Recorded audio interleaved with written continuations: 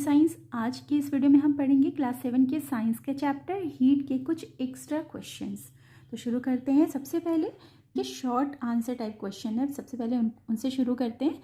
Number 1, the normal body temperature of the human body is, यहाँ पे हम fill करेंगे 37 degree Celsius. The dash in the thermometer prevents the mercury from falling on its own. जो thermometer में mercury होता है उसको नीचे फॉल करने से कौन सी चीज़ होती है थर्मोमीटर में जो रोकती है? तो थर्मोमीटर में हमने चैप्टर में पढ़ा हुआ है कि किंक होता है एक लगा हुआ थर्मोमीटर में अंदर की तरफ से, जिससे कि थर्मोमीटर में से मर्करी फॉल नहीं होती है, नीचे नहीं गिरती है। Third, the human body temperature does not rise above 42 degree Celsius. Human body का टेम्परेचर 42 डिग्री सेल्सियस के ऊपर नहीं जाता है, ठीक है। Fourth is hotness of an object is measured by thermometer. चाहे वो किसी ऑब्जेक्ट का हो या ह्यूमन बॉडी का हो, हमेशा हॉटनेस थर्मोमीटर से ही मेजर करते हैं, ओके।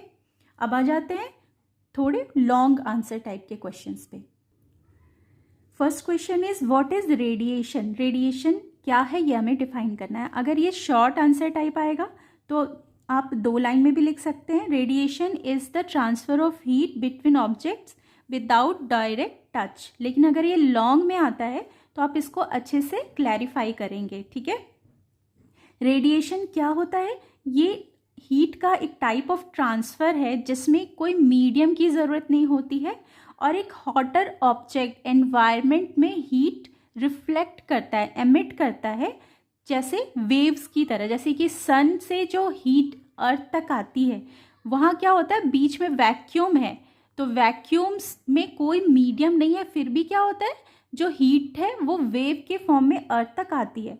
तो यहाँ पे क्या है, डायरेक्ट कांटेक्ट भी नहीं है, दोनों एक दूसरे से काफ़ी दूर हैं, कोई मीडियम की भी ज़रूरत नहीं है, पर फिर भी हीट ट्रांसफ़र हो रही है।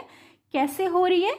ये वेव के फॉर्म में हो रही है, इसलिए यहाँ पे कोई मीडियम की ज़रूरत नहीं होती है। तो इसका आंसर हम कैसे लिखेंगे? Radiation is the transfer of heat between objects without direct touch, okay. Heat is transferred from a distance when an heated object radiates heat into the environment. There is no need of medium for radiation. Second question is what is conduction? Heat का transfer एक hotter and से एक cooler and की तरफ लगातार होता रहता है जब तक कि दोनों एंड का टेम्परेचर इक्वल नहीं हो जाता। जैसे अगर हम किसी गैस के ऊपर या फ्लेम के ऊपर अगर हम फ्राइंग पैन को चढ़ाते हैं तो क्या होता है, धीरे धीरे फ्लेम से जो हीट निकल रही है उससे क्या होता है, पैन गर्म होता है और वो हीट ट्रांसफ़र होते होते हैंडल तक आ जाती है, जो कि कूलर एंड था, ठीक है। तो इस हॉटर एंड से हीट ट्रांसफ़र हुई कूलर एंड की तरफ। इसी प्रोसेस को हम बोलते हैं कंडक्शन। तो इसके आंसर में हम क्या लिखेंगे? Conduction is the transfer of heat from one hotter end to the colder end of the object. In solids heat is transferred by the process of conduction. Solids में हीट का transfer conduction के ही through होता है। ये भी अलग से भी शॉर्ट क्वेश्चन आ सकता है कि सॉलिड में हीट का ट्रांसफर किसके थ्रू होता है, तो आप कंडक्शन लिखेंगे। Heat is transferred between materials that are in direct touch with one and other. Third question is what is convection. Convection is a heat transport method that occurs in liquid and gases. और liquid और gases में heat का transfer convection के through होता है। तो अगर short question में आएगा ये कि लिक्विड और गैस में हीट का ट्रांसफ़र किस प्रोसेस से होता है, तो आप यहाँ पे कन्वेक्शन लिखेंगे। और लॉन्ग के लिए आप अच्छे से इसे डिफाइन करेंगे। Convection is a transport method that occurs in liquid and gases. The heated fluid is move away from the source of heat carrying energy with it.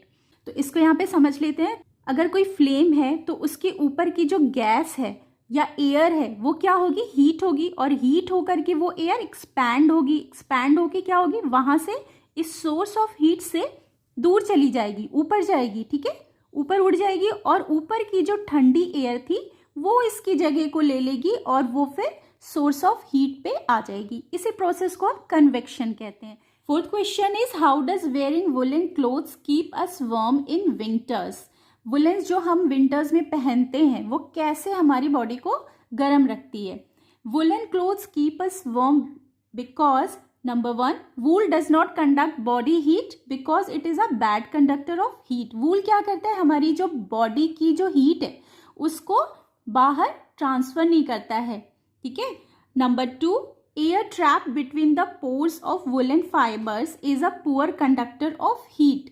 जो वुलन के बीच में पोर्स होते हैं और उनमें एयर ट्रैप्ड रहती है, वो एयर भी क्या है, बैड कंडक्टर ऑफ हीट है, जो कि हीट को ट्रांसफ़र नहीं करते हैं। जो बैड कंडक्टर होते हैं वो हीट को ट्रांसफ़र नहीं करते हैं, तो वो एयर भी हमारी बॉडी की हीट को ट्रांसफ़र नहीं करती है। तो इस तरीके से वुलेंस क्या करते हैं, हमारी बॉडी को गर्म कर रखने में हेल्प करते हैं।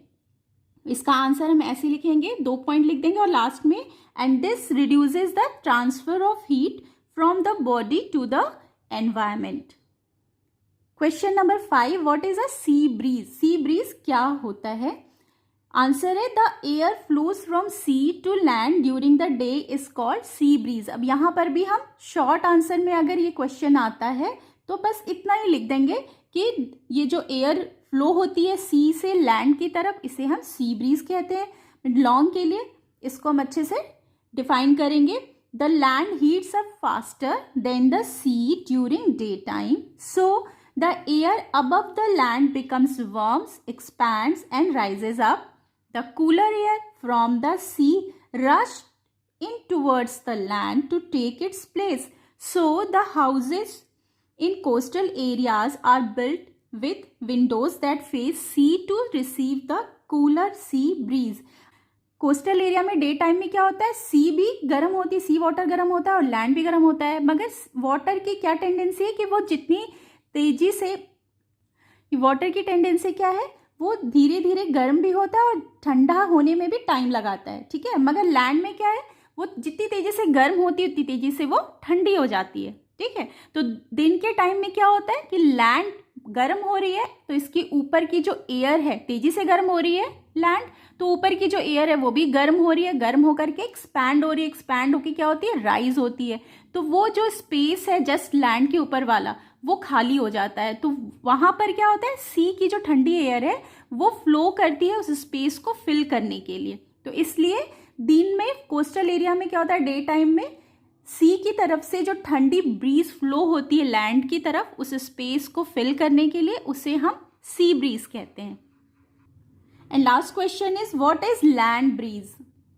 The cool air from the land moves towards the sea, this is called land breeze, ठीक है। जैसे अभी सी से ठंडी हवा लैंड की तरफ आ रही थी वो सी ब्रीज थी, अब लैंड से ठंडी हवा सी की तरफ जा रही है उसे हम लैंड ब्रीज कहते हैं, ठीक है। तो ये भी यहाँ पर भी वही सेम होगा, अगर शॉर्ट आंसर है तो आप बस इतना ही लिख देंगे, मगर लॉन्ग क्वेश्चन के लिए हम पूरा अच्छे से इसे डिफाइन करेंगे। तो हमने डे टाइम का समझ लिया सी ब्रीज में। अब शाम को क्या होता है, जब सन सेट हो जाता है तो जो वाटर था सी का स्लोली ठंडा होता है, क्योंकि वाटर ठंडा भी धीरे होता है और गर्म भी धीरे होता है, मगर लैंड क्या होता है, जल्दी ठंडा हो जाता है शाम को। तो लैंड की जो एयर होती है लैंड के ऊपर वाली वो जल्दी ठंडी हो जाती है, बट सी में क्या है, उसके सी के ऊपर जो एयर है वो अभी गर्म है और गर्म होकर क्या होता है, वो राइज होती है ऊपर।